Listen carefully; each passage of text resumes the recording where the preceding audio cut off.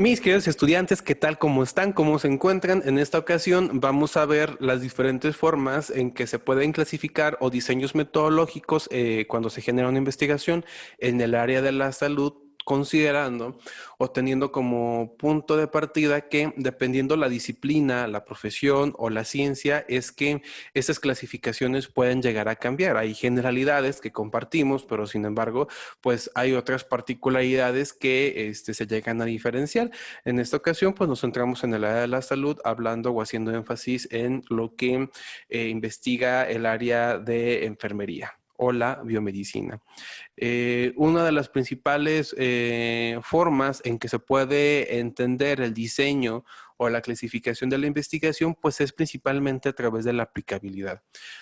Tenemos dos perspectivas principales, hay más, pero las generales son aquellas, por ejemplo, investigaciones básicas que van un poco más enfocadas a generar un nuevo conocimiento que pueda llegar a tener muchos usos o muchas funciones. Es decir, cuando se genera, digamos, una nueva fórmula, una nueva fusión o convergencia entre elementos químicos, cuando se genera un nuevo compuesto que pueda ser utilizado pues para la biomedicina, la farmacología, la química, a lo mejor algo de ingeniería, pues ahí estamos generando investigación de tipo básica. Es generar un nuevo conocimiento, nuevos aportes que puedan llegar a tener diferentes funciones en diferentes disciplinas o diferentes escenarios. Por otra parte, las investigaciones que son aplicadas van encaminadas a resolver, a atender o investigar un fenómeno de estudio el que se le quiere dar respuesta. Generalmente va más enfocada como a situaciones sociales en materia de salud, es decir, existe una problemática que ya está reconocida, está identificada y se le quiere dar una solución. Se le quiere investigar para generar nuevas propuestas que sean más eficientes en poder resolver o atender esa problemática. Es decir, que prácticamente casi toda la investigación que se genera en salud proporcionalmente llega a ser más aplicada. Es decir, aquellas que ya van enfocadas a mejorar el tratamiento sobre una enfermedad, en el común denominador proporcionalmente es más la investigación aplicada.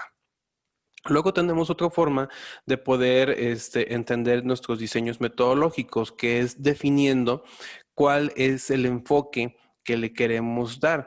Es decir, tenemos por una perspectiva la parte cuantitativa en el cual se va a establecer un método, se van a establecer una serie de pasos, de acciones para llegar a un resultado definido, a cumplir con un objetivo y tal vez comprobar o refutar una hipótesis. Este método siempre es lineal.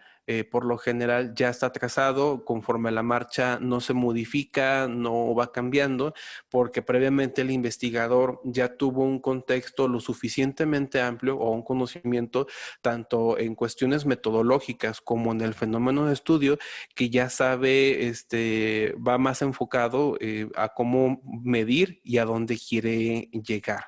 Estas investigaciones cuantitativas, por lo general, siempre se van a requerir de instrumentos que tengan un reporte de confiabilidad y un reporte de validez para poder disminuir la posibilidad de sesgo.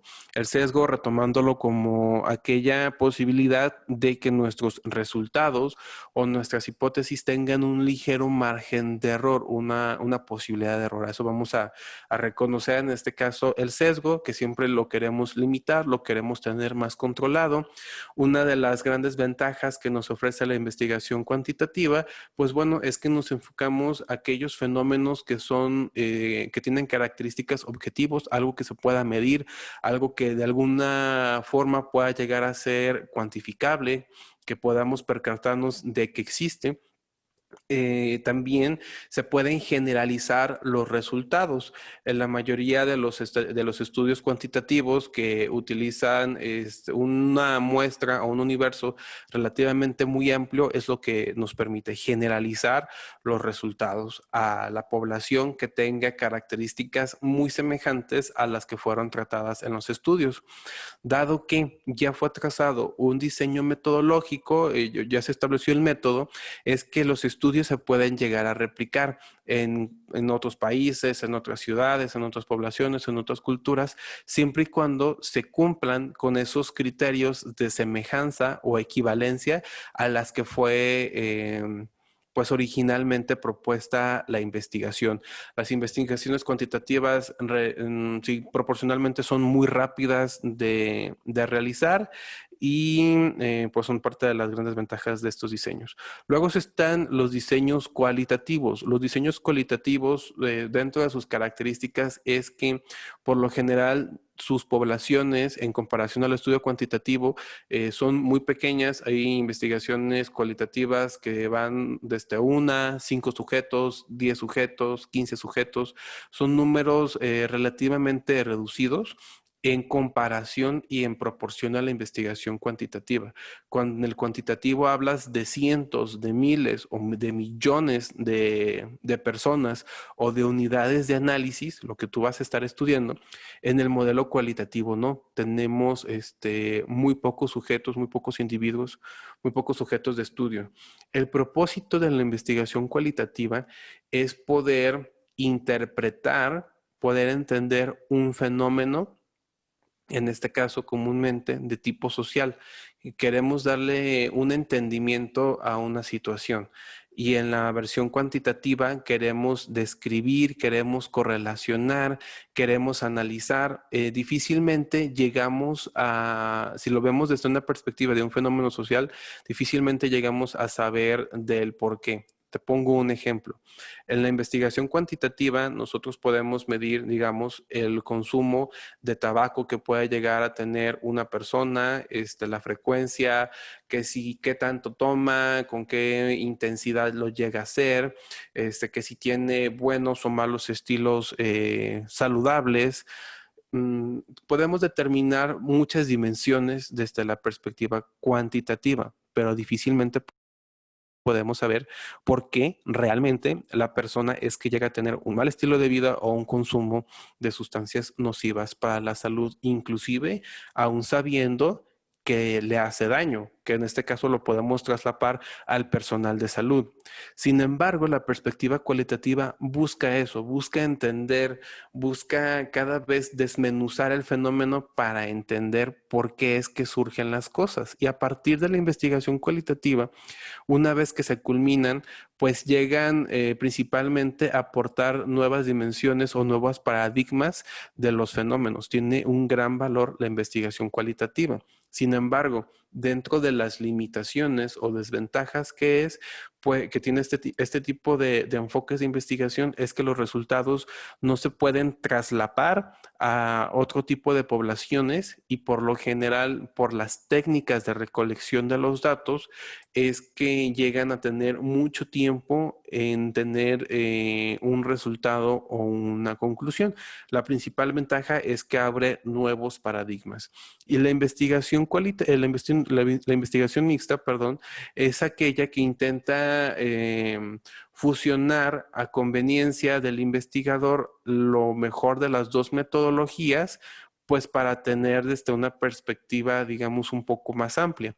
Sin embargo, si lo vemos desde un paradigma muy positivista, hay investigadores tanto de la perspectiva cuantitativa y los cualitativos que no optan o ven de manera muy viable lo que son los enfoques mixtos, puesto que los que están desde este lado del cuantitativo dicen que carece a lo mejor de un rigor metodológico por tener tantas variables que no pueden llegar a controlar y que van surgiendo conforme a la marcha, y entonces se disminuye el rigor metodológico y por lo tanto también esa perspectiva la puede tener el cualitativo cuando se habla de un estudio mixto, de cómo es que pretende entender un fenómeno o poder interpretarlo si usa tanta población. si habitualmente a ellos les toma mucho tiempo y mucho trabajo poder llegar a un punto de convergencia, un punto de partida, a una conclusión, pretender que estos lo hacen con una población mucho más extensa,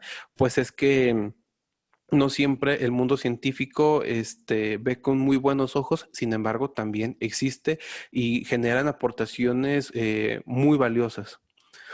Otra forma en la que se puede clasificar los diseños de las investigaciones es por el número en que nosotros vamos a poder medir el fenómeno de estudio.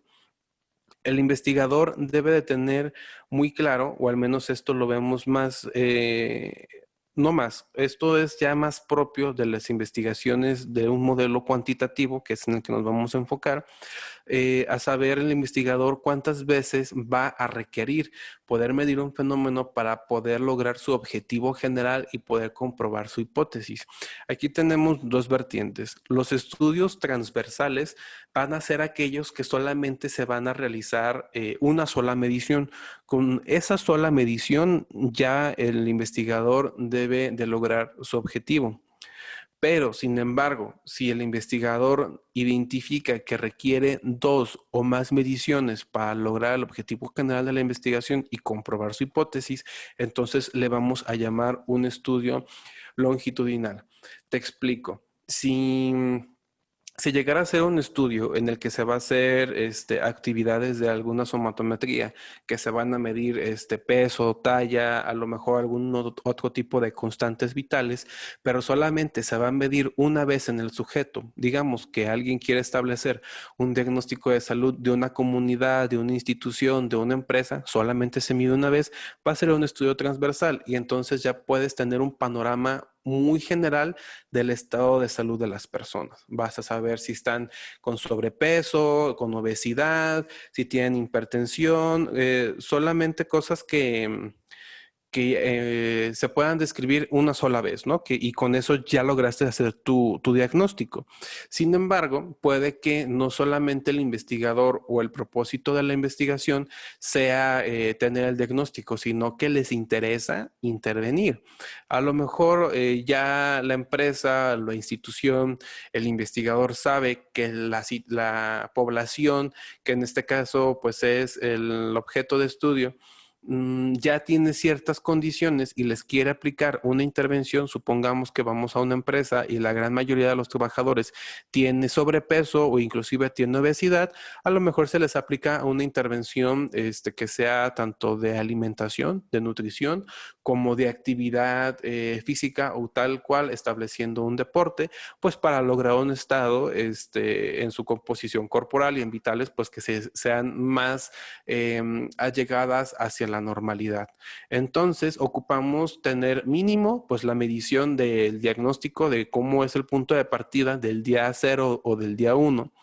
Y si la intervención va a durar, suponte tú, 6 meses, tal vez cada semana, tal vez 15 días, tal vez un mes, cada 20 días, el intervalo de tiempo lo va a definir el investigador con base a la mejor evidencia científica de estudios relacionados con el fenómeno, pues que el investigador está estudiando, ¿no? El investigador si dice que van a ser cada 20 días, pues entonces cada 20 días hace su medición hasta ya la medición final y puede generar algunas comparaciones. Esa es una gran ventaja de los estudios longitudinales.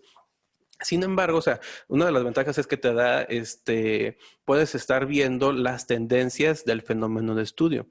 Sin embargo, pues no de las desventajas, pero sí consideraciones, es que estos estudios te llevan algo más de tiempo.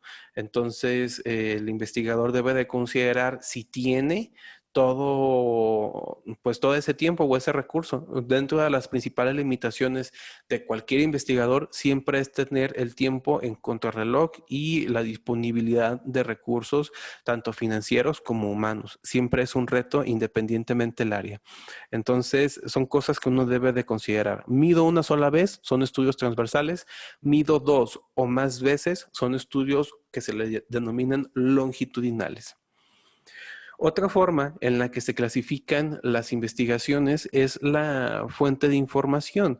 ¿Cuál va a ser tu fuente de información? En este caso, nosotros podemos tener, si estamos haciendo, digamos, algún estudio en humanos directamente, ahí le podemos llamar sujetos de estudio. ¿Cuántos sujetos de estudio tienes? Lo mismo es que si son, por ejemplo, en animales.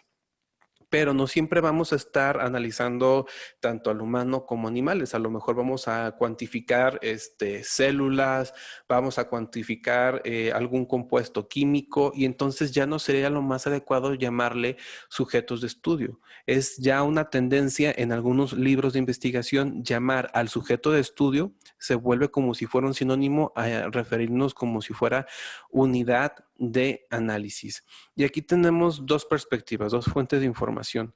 Cuando nosotros estamos en contacto directo con la unidad de análisis o el sujeto de estudio, le vamos a llamar que es un estudio prolectivo, que tenemos una fuente directa.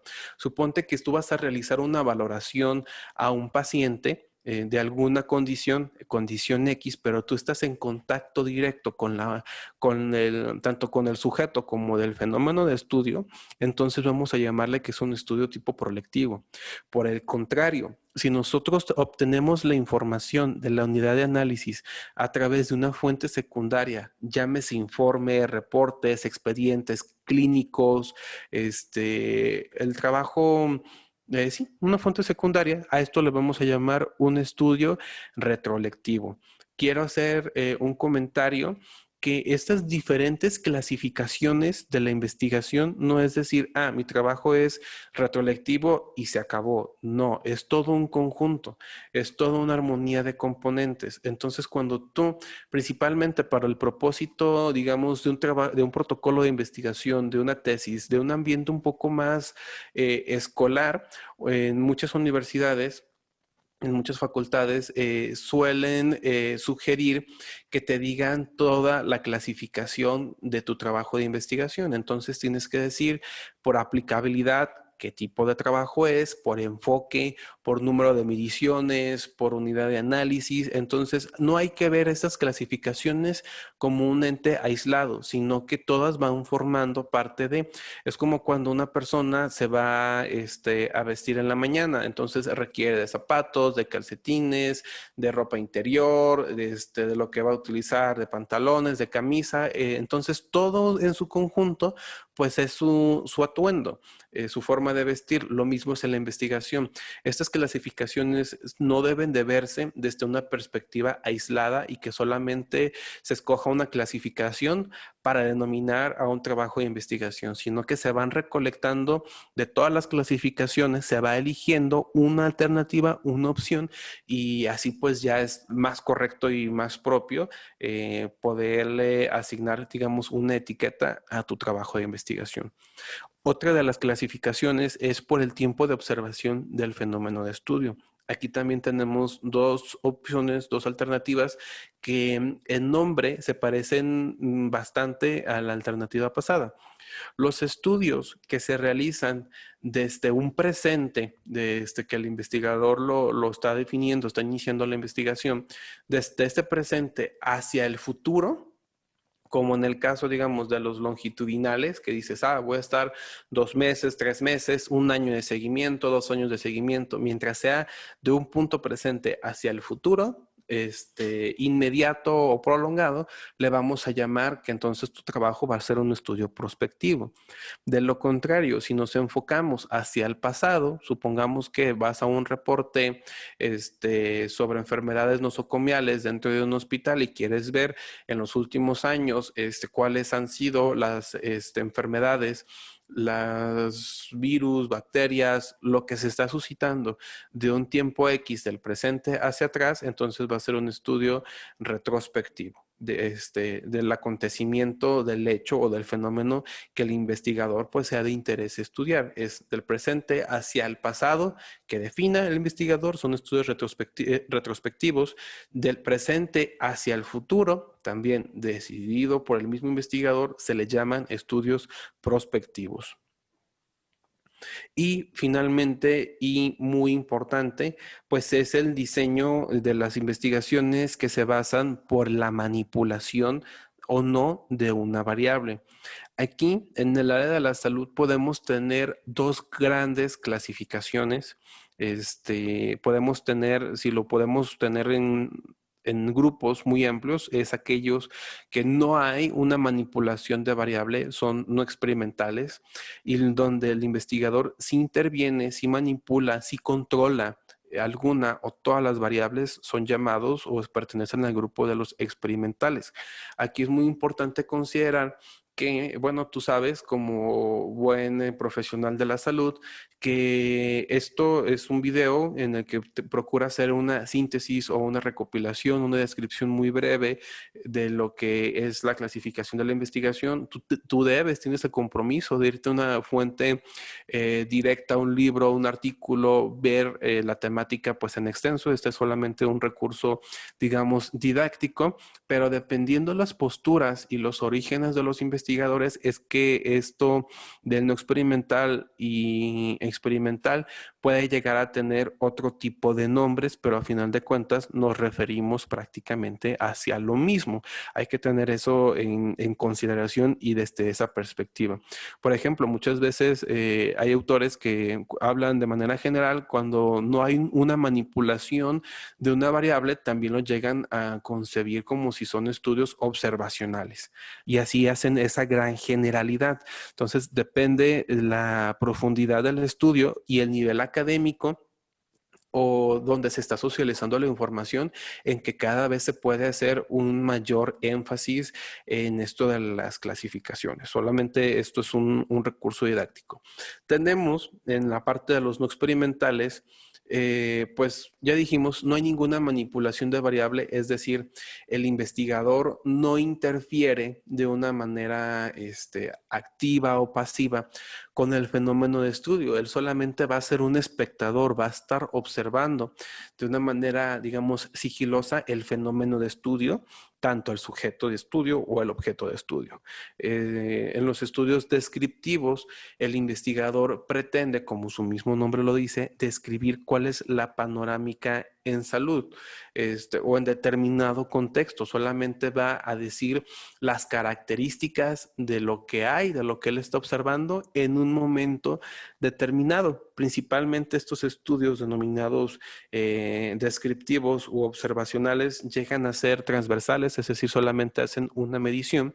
Si yo en el ejemplo previamente mencionado quiero hacer un diagnóstico de salud, simplemente voy a mirar, digamos, cuántos hombres, cuántas mujeres hay, en qué etapa de vida se encuentran, si son jóvenes, adultos mayores, etcétera. A lo mejor características de la somatometría, algunas enfermedades, tal vez alguien tenga obesidad, alguien tenga hipertensión, alguien tenga diabetes, etcétera. Pero solamente hasta ahí llega el alcance de la investigación. Es decir, si te encuentras a alguien que está a lo mejor por encima o por debajo, habrá que verlo en el consentimiento informado, pero por lo general en la investigación solamente va a decir eso, tenía obesidad o tenía desnutrición. No es una obligación intervenir por parte del investigador y decir, no, es que estás mal o estás bien o es que debes de hacer esto o no hagas lo otro. No, eso sería completamente erróneo. En este tipo de estudios solamente queremos describir la situación en determinado momento. Por lo general, este tipo de trabajos descriptivos los llegamos a encontrar más comúnmente o fomentar cuando están en el pregrado, es decir, en un nivel, digamos, de licenciatura, en materias de metodología de investigación. Los planes de estudio llegan a cambiar, pero son investigaciones relativamente básicas que principalmente hoy en día se ven más que nada en escenarios académicos para inducción o fomentar capacidades en investigación. Luego tenemos aquellos estudios correlacionales que prácticamente del mismo modo llegas a querer intentar asociar o describir si un fenómeno tiene una influencia sobre otro fenómeno y qué tan fuerte o qué tan débil pueden llegar a ser. Para los estudios correlacionales, por lo menos estaríamos necesitando al menos dos variables. que un fenómeno influya sobre el otro. Es como si tuviéramos un sube y baja. A mayor una cosa, tal vez tentativamente tengamos una mayor o menor reacción en un fenómeno. Tenemos algunos estudios denominados ecológicos. Estos trabajos ecológicos usan fuentes secundarias de información o también llegan a utilizar, además de fuentes secundarias, lo que son ya reportes o informes o inclusive otros artículos. Estos estudios ecológicos, uno de los mayores ejemplos son las revisiones bibliográficas o revisiones sistemáticas. Es decir, el investigador, su fuente de información van a ser artículos que se encuentran en la internet, en revistas, en bases de datos, que hablan sobre una temática muy en específico, tal vez con un único diseño metodológico, cuidando ciertas características, pues, pero entonces ya no pasamos a tener un sujeto de estudio a un paciente o a una persona, a un animal, sino que ya utilizamos investigaciones previas que nosotros queremos reutilizar, por así decirlo, por eso el término ecológico, para que nos den un mayor aporte de lo que hicieron, tal vez de manera unitaria, y este mayor aporte pues es con base a tener muchos artículos sobre lo mismo, y tener una postura un poco tal vez más sólida porque se tiene un panorama más amplio. Tenemos también aquellos estudios que le llaman de casos o notificación de casos, y son aquellas publicaciones, aquellos artículos que se basan al acontecimiento de un caso clínico, supongamos, y de cómo se abordó, de qué fue lo que se encontró, cuál fue la técnica de innovación o cuál fue lo raro en que se llegó a hacer. Por lo general, esta de notificación de casos eran investigaciones que hace 20, 30 años o muchísimo más, pues eran muy famosas. Tú te encontrabas con un caso de una situación nueva y le decías a la comunidad científica, a la comunidad académica, qué fue lo que te encontraste, cómo fue que actuaste para tener, digamos, un punto de referencia para esos profesionales. Cuando surge una nueva enfermedad, llámese hoy en día el COVID-19, el SARS-CoV-2, cuando surgió el anthrax, cuando surgió el H1N1, cuando surgió el chikungunya, cuando surgen nuevas enfermedades, el personal del área de la salud aporta, por ejemplo, esta notificación de casos. ¿Sabes qué? Llegó al consultorio, a la institución de salud, un paciente así, así, así, y lo publicas y espera, y así el mundo científico se da cuenta tal vez que está pasando algo, un nuevo fenómeno que no conocemos, pero ya tenemos como una experiencia, sí, un profesional ya te dijo qué fue lo que se encontró para que a ti no te agarre de sorpresa. Luego tenemos otro tipo de estudios que también se consideran observacionales, comparten algunas semejanzas, hay diferencias, pero bueno, en los estudios corte, en casos y controles, prácticamente el investigador está observando ciertas condiciones en una población determinada y va a verificar el resultado de la exposición a un fenómeno, de cuántos se enfermaron y cuántos no, pero que estuvieron expuestos a tal fenómeno. Esto se volvió muy popular hablando en la temática, por ejemplo, de los fumadores y el cáncer, que querían ver, digamos, por una parte, tener un grupo control que no tenían, que no fumaban, a lo mejor otros que fumaban de manera, que eran fumadores pasivos, y tal vez otros que sí fumaban. Entonces querían ver qué tanto era esa exposición o ese riesgo de que tantas veces si uno fuma, tienes más el riesgo de contraer cáncer o alguna otra enfermedad como el EPOC o alguna complicación. Entonces, este tipo de estudios son, más que nada son desde una perspectiva epidemiológicos, hay que darles un seguimiento. La aportación en que generan sigue siendo muy buena, sin embargo, pues por el seguimiento que se les llega a dar, a veces llegan a ser estudios que llevan mucho tiempo, a lo mejor te digo 1 año, 2 años, 3 años, en estar monitoreando si aparecen o no los eventos de interés que fueron plasmados por el mismo investigador. Entonces, pues aquí se hace ya mucho uso de lo que viene siendo también la estadística inferencial, al igual que los estudios correlacionales y de los estudios ecológicos. No por el hecho de utilizar una fuente de información secundaria como lo que es un artículo científico, significa que el alcance estadístico va a ser relativamente corto. Por el contrario, en los estudios ecológicos, hablando de las revisiones sistemáticas, uno puede llegar a hacer la estadística inferencial de hacer una prueba de metaanálisis, que es como el estándar de oro para la toma de la decisión en el área de la salud. Pero bueno, en grandes rasgos o generalidad, más que nada son estos algunos de los diseños no experimentales más populares que se encuentran en el área de la salud.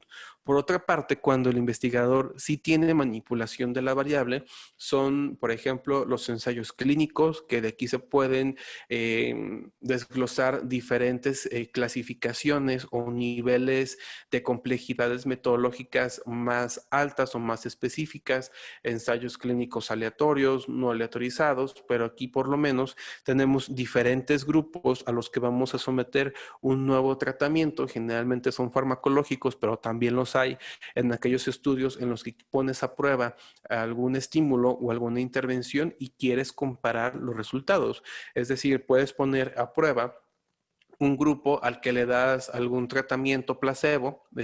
Mucho de los efectos placebo llegan a dar, digamos, soluciones salinas, agua. Se le da un tratamiento que va a ser placebo. Vas a tener a lo mejor otro grupo con el tratamiento convencional. Y además vas a tener otros grupos a los cuales les vas a administrar el tratamiento o la intervención nueva, pero siempre debes de tener un punto de comparación. Es decir, no puedes someter a personas como a un nuevo invento, en este caso como ahorita estamos a lo de la vacuna del COVID.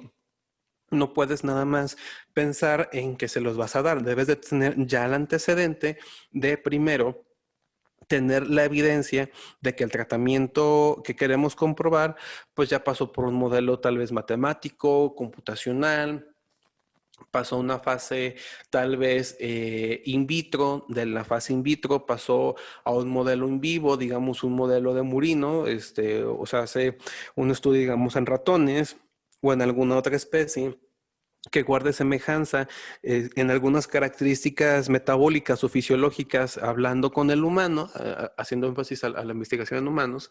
Y una vez que ya pasaste por esa serie de pasos, esa serie de fases, de protocolos, de identificar a lo mejor dosis letal, entonces es que ya lo puedes verificar o comparar la eficacia que tú tienes con algo que sabes que relativamente ya es seguro, con los tratamientos convencionales. Cuando nosotros vemos en la televisión que tal tratamiento para la onicomicosis o la pediculosis es 3 veces más efectivo, 4 veces más efectivo que los otros tratamientos, no sé si recuerdan esos comerciales que sale como el producto innovador, con toda la marca, con todo el diseño, con todas las características, y además salen los otros tratamientos que a lo mejor por conflicto de intereses no ponen como tal cual el nombre del producto, pero sí ponen una imagen para que uno los identifique y lo dicen, es que mi producto es mejor tantas veces. Entonces, por lo general, ese tipo de productos se lograron a través de los ensayos clínicos.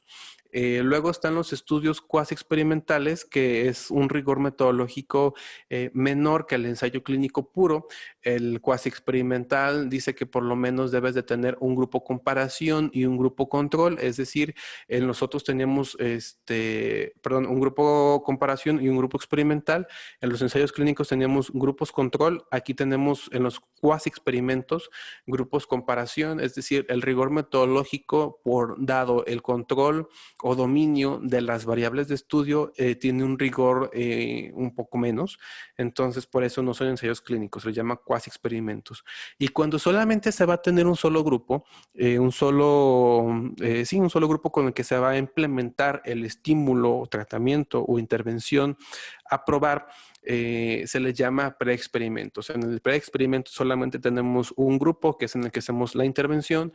En el cuasi experimento tenemos el grupo experimental, que es donde vamos a darles el tratamiento nuevo, versus un tratamiento puede ser placebo, comparación, sabiendo que no existe riesgo para la salud y considerando y teniendo en cuenta cuál es el efecto y que puede llegar a ser inclusive qué tan comparable entre el placebo y el tratamiento. Eso lo vamos a hacer en el cuasi experimento, y en el ensayo clínico por lo general tenemos el control de prácticamente todas las variables de estudio. Si es que no las tenemos como tal, porque a lo mejor el estudio no va a ser en un laboratorio en el que podamos controlar alimento, agua, descanso, oxigenación y demás, a lo mejor sí con pruebas estadísticas verificar esa variable que tanto puede influir o no en el fenómeno que estoy estudiando. Esta es una sesión nuevamente muy generalizada. La verdad es que cada una de las clasificaciones amerita un tema muy en específico sobre todo esto de la manipulación de variables de los que son no experimentales y experimentales. Próximamente estaré subiendo más material haciendo énfasis en cada uno de estos dos grupos y en qué consisten las características de esto. Por cuestiones de no ser el video más extenso, lo dejo así en una generalidad, y bueno, ustedes ya saben que en caso de cualquier duda o comentario lo pueden hacer a través de aquí o a través de la plataforma de trabajo. Muchísimas gracias y que estén muy bien. Saludos.